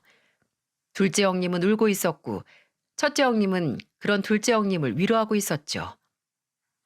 저 이제 진짜 못하겠어요. 제가 무시하면 뭐예요? 사람 속을 저렇게 후벼 파는데 못 들은 척 무시하는 것도 한계가 있지. 어떻게 다 들은 말을 잊어요. 그냥 이대로 이혼하고 안 보고 살고 싶어요. 동서, 왜 동서가 이혼을 해야 해? 서방님이랑 동서는 아무 문제도 없는데 고작 어머님 한 사람 때문에 동서가 가정을 깨야 해? 그게 어머님이 원하는 거야. 어머님이 동서 미래까지 좌지우지하게 하지 말자. 그럼 어떻게 해요? 계속 이렇게 살아요? 차라리 남편한테 말해서 앞으로는 저만 시댁 안 간다고 할까 봐요. 그게 속 편하겠지 싶어요. 아니야, 동서. 차라리 어머님이 더 이상 못 그러시게 하자. 우리가 지쳐 떨어져 나가든 어머님이 지쳐 떨어져 나가게 하든 하자고. 첫째 형님은 사뭇 비장한 표정으로 말했어요. 대체 무슨 말을 하시는 거지 했는데 대뜸 저와 둘째 형님께 그러시더라고요. 동서들 기분도 꿀꿀한데 이번 주말에 제주도나 가자라고 말입니다. 갑자기 무슨 제주도고 여행인 건가 했는데 첫째 형님은 시어머니가 가장 무서워하는 짓을 하자고 했어요. 바로 시어머니 몰래 며느리 셋이서 친하게 지내는 걸 말입니다.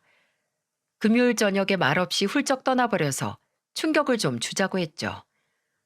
그래서 저희는 바로 금요일 저녁에 짐을 싸 제주도로 가는 비행기에 탔어요. 시어머니와 함께 사는 첫째 형님은 첫째 시숙님의 협조로 시어머니 모르게 집을 나올 수 있다고 했죠. 그렇게 셋이서 밤에 제주도에 도착을 해서 첫날 밤에 맥주 한 잔씩 하면서 속을 풀었고 다음 날 토요일 아침에 일찍 고기국수를 먹으러 나갔어요. 근데 식당에 도착해서 주문을 하고 나니까 첫째 형님 휴대폰으로 시어머니께 전화가 오는 겁니다. 첫째 형님은 전화를 받아 스피커 모드로 바꾸고 태어난 목소리로 말했어요. 네, 어머님. 너 어디냐? 아침부터 어디 갔길래 안 보여? 저요? 저 제주도죠. 뭐? 제주도? 아, 뜬금없이 무슨 제주도야? 어머, 애들 아빠가 말 안 했어요?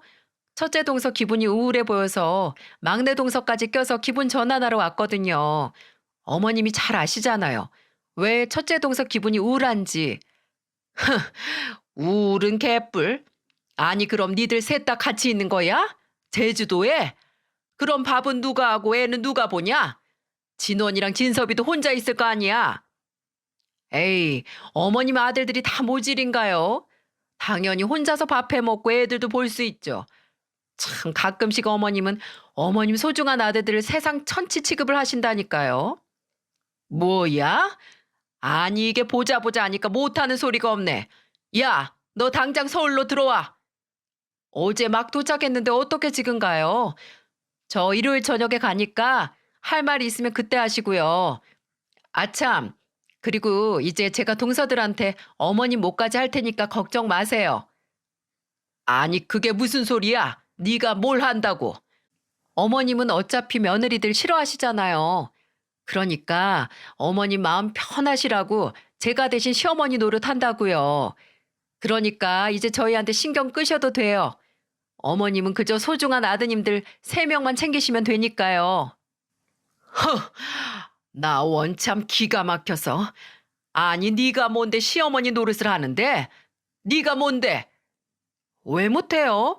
그래도 어머님보다는 잘할 거니까 걱정 마세요.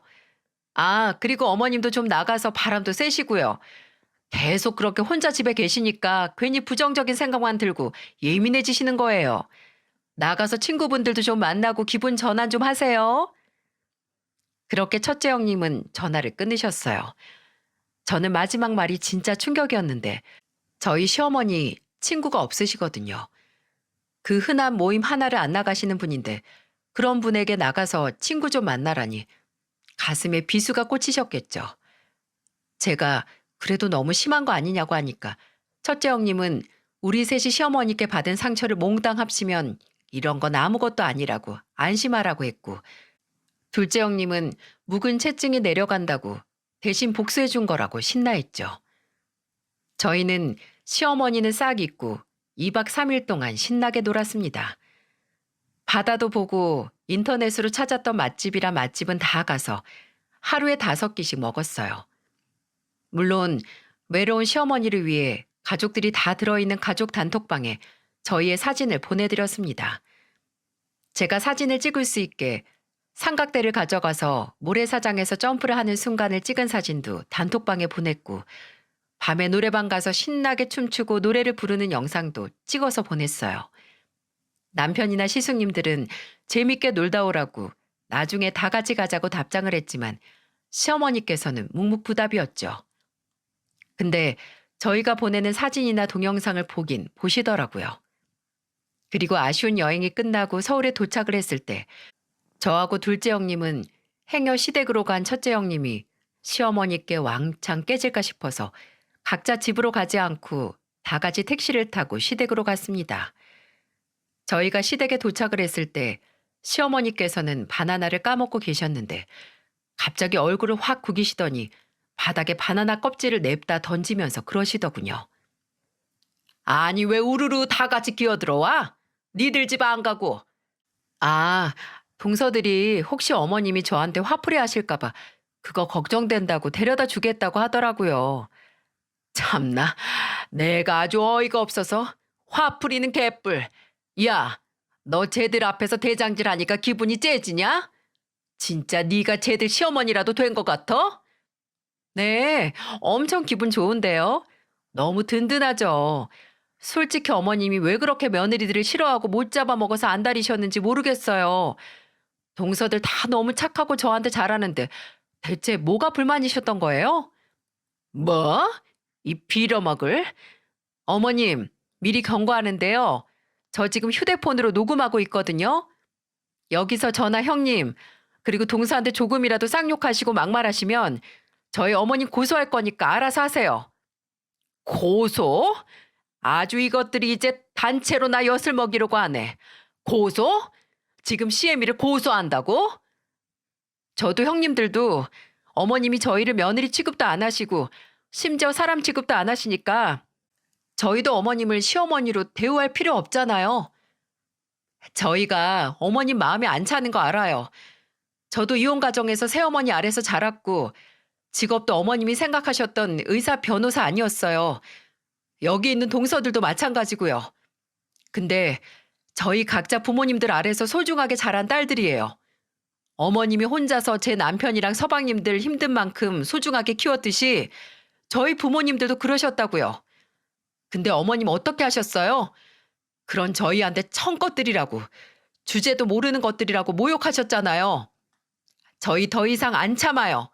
어머니께서 잘못 인정 안 하시고 사과도 안 하시고 바뀌지도 않으시면 저희도 그냥 시어머니 없이 살 거예요. 당연히 시어머니는 그때 바로 본인 잘못을 시인하지 않으셨고 오히려 적반하장으로 나오셨습니다. 나도 니들 같은 거 필요 없다고 하셨어요. 형님은 그럼 어쩔 수 없죠. 평생 그렇게 사세요. 라고 말했고 저와 둘째 형님은 일단 집으로 돌아갔습니다. 집에 도착해서 첫째 형님에게 연락을 해보니 다행히 그 후로 시어머니가 조용하셨다고 하더라고요. 종종 뒤에서 욕지거리를 내뱉을 때가 있지만 말도 안 걸고 시비도 안 건다고 차라리 이게 낫다고 했어요. 속이 후련하다고 진작 이럴 걸 괜히 시간 낭비했다는 말도 했죠. 그 후로도 저희는 시어머니를 완전히 없는 사람 취급했습니다. 가족 단톡방에는 물론 계속 문자를 보냈지만 시어머니에게는 말 한마디 걸지 않고 오로지 형님들하고만 대화를 했어요. 주말에 만나서 뭐 하자, 어디 가자, 어디가 분위기 좋다던데 1박 2일 하고 오자. 저희들만의 계획을 짰죠. 시어머니는 몇 주 동안 단톡방에서 말 한마디 하지 않으시다가 본인 혼자 쏙 빼놓고 저희가 신나 있으니까 거슬리셨나 봐요. 한 번은 형님에게 니들 딴 데서 떠들라고 여기서 떠들지 말라고 해서 형님이 아, 모르는 내용들이라서 신경 쓰이셨죠? 알겠어요. 하고 저희 셋만 있는 단톡방에서 대화를 이어나갔거든요. 근데 하라는 대로 했는데도 계속 거슬리셨나 봐요. 그도 그럴 것이 저하고 둘째 형님하고 그전보다 더 첫째 형님에게 문자를 보냈거든요. 몇 초 단위로 까똑 까똑 하고 울리는 소리 때문에 아마 저것도 지들끼리 떠드는 소리겠지 싶어서 불안하셨을 겁니다.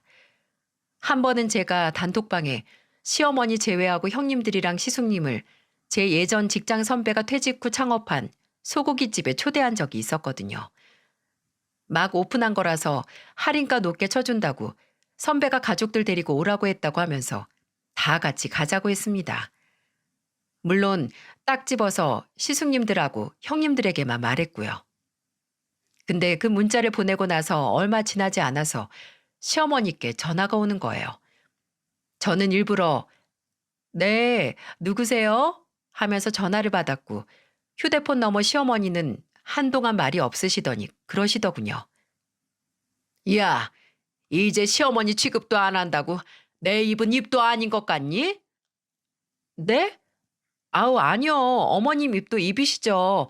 매일 식사하시고 이빨도 닦으시잖아요. 그걸 아는 애가 나는 쏙 빼고 고기를 먹으러 가자고 해? 그게 어디서 배워먹은 싸가지야? 누구한테 배운 거 아니에요. 다 그럴만 하니까 그런 거죠. 어머님도 가고 싶으시면 인정만 하고 말만 하시면 돼요.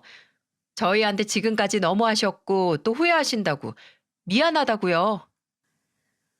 하지만 시어머니는 절대 인정하지 않았습니다. 오히려 고집이 더 세지는 것 같기도 했어요.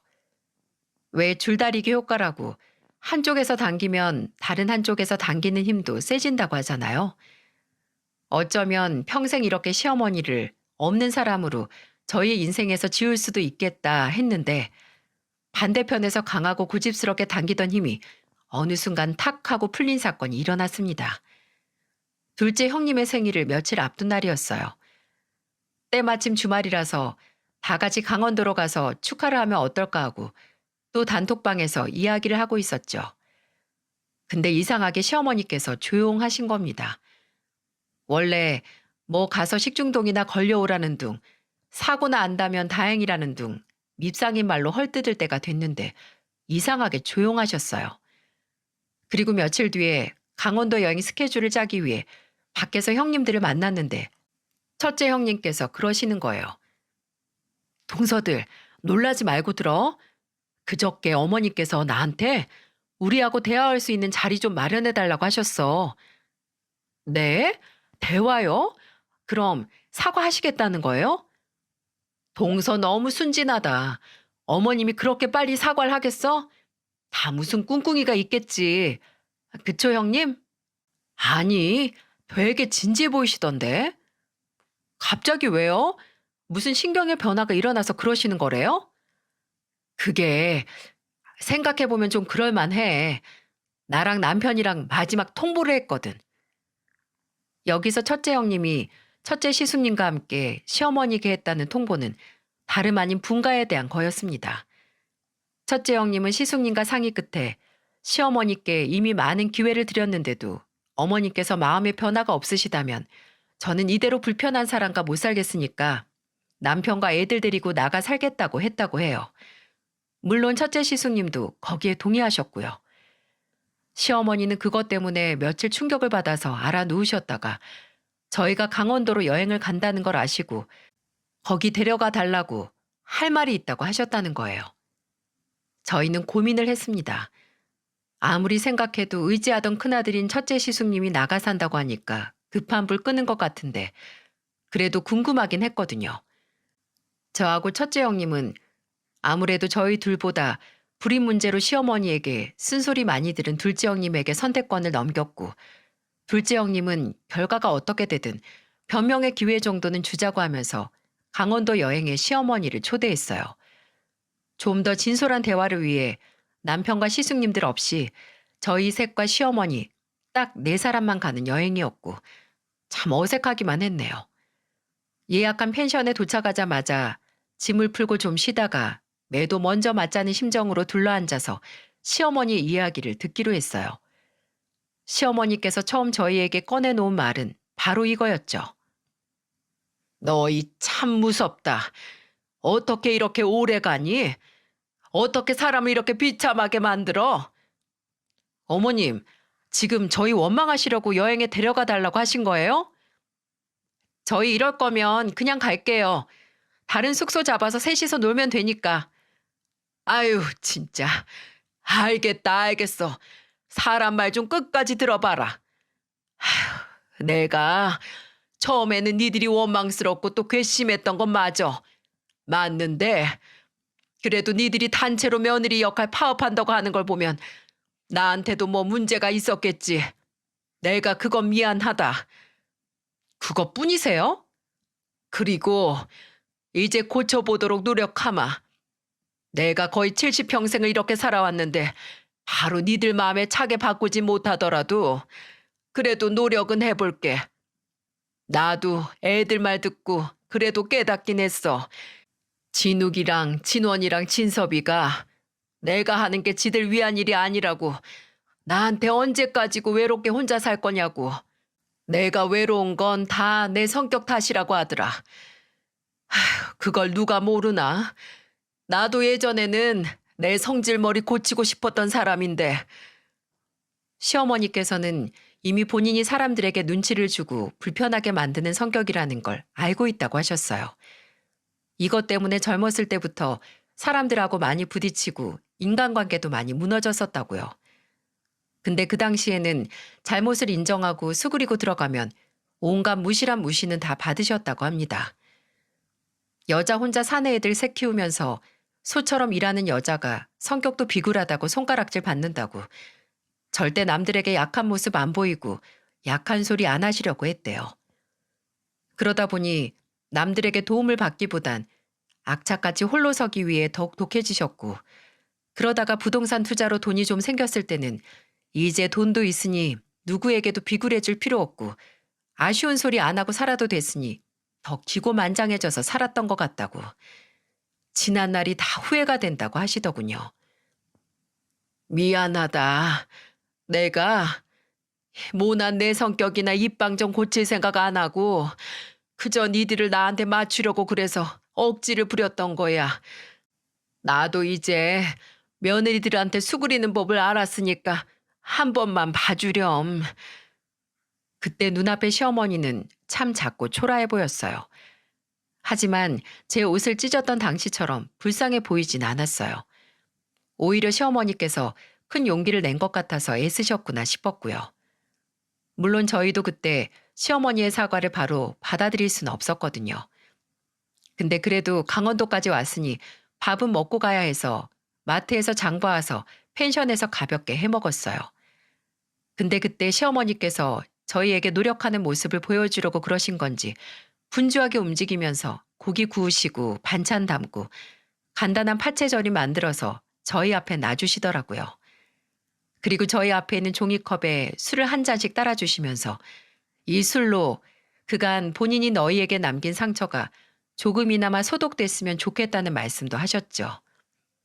그 적막했던 여행이 끝나고 서울로 오고 나서 시어머니의 변화를 가장 크고 빨리 느꼈던 건 당연히 같이 사는 첫째 형님이었어요. 첫째 형님은 시어머니께서 아침마다 밥을 차려주시고 귀찮아하던 손주들에게 용돈을 주고 막내 조카 유치원 등원도 시켜주신다고 했다고 하는 거예요. 참 놀라운 변화였죠. 왜 평소 못하던 사람이 좋은 일 하나 하면 주변 반응이 바뀌는지 실감을 했습니다. 시어머니의 변화는 너무 극과 극을 오고 갔기에 저도 형님들도 얼마 가지 않을 거라고 생각을 했어요.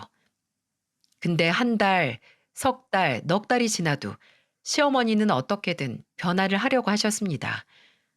물론 종종 욱하는 모습을 보이시고 예전의 입버릇을 보이기도 하셨지만 그러시면 바로 아유 미안하다 라고 아주 빠르게 사과를 하셨어요. 솔직히 손이 어른이 손 아래 사람들에게 사과를 하는 게 쉬운 일이 아니잖아요.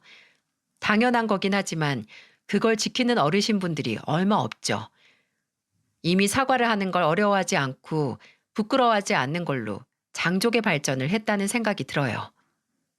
또 그동안 저희끼리만 어울린 게 부럽고 또 그동안 잘못을 보상하고 싶으신 건지 저희에게 뭐 먹고 싶은 거 없냐, 가고 싶은 곳 없냐, 내가 돈 다 낸다고 걱정 말고 말하라는 말까지 하셔서 저희들의 어안을 벙벙하게 만드셨습니다. 저는 제가 그래도 시어머니의 변화를 바로 믿지 않을 거라고 생각을 했어요. 그냥 적당히 지켜보다가 믿음이 가면 믿는 거고 아니면 아닌 거다. 그 대신 너무 쉽게 봐주지 말자고 생각을 했죠. 근데 하루는 제가 첫째 형님이 친정 아버지께서 편찮으셔서 집을 비우신 적이 있는데 조카들을 봐주려고 시댁에 잠깐 들렸거든요. 시어머니는 올 필요 없다고 하셨지만 그래도 조카들 얼굴 볼 겸 간 거죠. 조카들 점심 먹이고 학원 보낸 다음에 한시름 놓고 있는데 시어머니께서 냉장고가 비었다고 같이 마트에 가자고 하시더군요. 원래 같으면 제게 너 냉장고 확인 안 하니? 저렇게 텅 비어 있으면 올 때 알아서 장을 봐왔어야지. 멍청하게 왜 가만히 있어? 라고 말하셨을 뿐인데 천천히 산책 겸 걸어서 같이 갔다 오자고 하시니 뭔가 홀린 기분으로 따라 나섰습니다. 근데 습관이 진짜 무서운 게 제가 저희 어머니랑 같이 다니면 꼭 어렸을 때부터 그렇게 팔짱을 꼈어요. 그래서 시어머니와 마트 안에서 물건을 보다가 불현듯 습관처럼 시어머니에게 저희 어머니에게 하듯이 팔짱을 꼈거든요. 끼고 나서 순간 어머 내가 뭐 하는 거지 싶어서 팔을 빼려고 했는데 갑자기 시어머니께서 제가 팔짱을 낀 손을 본인 반대편 손으로 가만히 잡으시더라고요. 그리고 아무 일 없는 것처럼 가시는데 뭔가 시어머니께서 참 외로웠던 사람이라는 생각이 드는 겁니다. 외롭지만 다가갈 용기도 재주도 없어서 어쩌면 본인 자식들 이외에 모든 사람들에게 등을 돌린 그런 사람이라고요. 흔히 방어기제라고 하죠. 누군가에게 상처받기 싫어서 먼저 다른 사람들을 상처 입히고 혼자 뒤돌아서서 혼자가 되는 사람들에게서 보이는 현상이라고 하던데 그게 시어머니가 쭉 평생 앓고 있던 게 아닐까 하는 생각이 들었습니다. 물론 그렇다고 해서 남을 무시하고 모욕하는 게 정당화되진 않겠죠. 중요한 건 그걸 인정하고 사과한 후에 변화된 모습을 보여줘서 용서를 받느냐 마느냐의 문제이고요. 지금도 저희 시어머니께서는 꾸준히 변화하는 모습을 보여주고 계세요. 물론 그게 쉽지만은 않을 겁니다. 그래서 저도 형님들도 긴장을 놓지 않고 그런 시어머니를 지켜보고 있어요. 부디 지금 그 변화된 모습이 원래 시어머니 현실에 치인 때가 묻지 않은 진짜 모습이길 바랍니다. 다시는 시어머니와 이런 전쟁을 하고 싶지 않거든요. 이야기를 들어주셔서 감사합니다. 부디 제발 저희 시어머니가 다시 예전 모습으로 돌아가지 않고 지금처럼 며느리들의 마음을 되돌리기 위해 노력하는 분으로 남길 기도해 주세요. 저도 제 이야기를 들어주신 여러분들의 행복을 기도하겠습니다.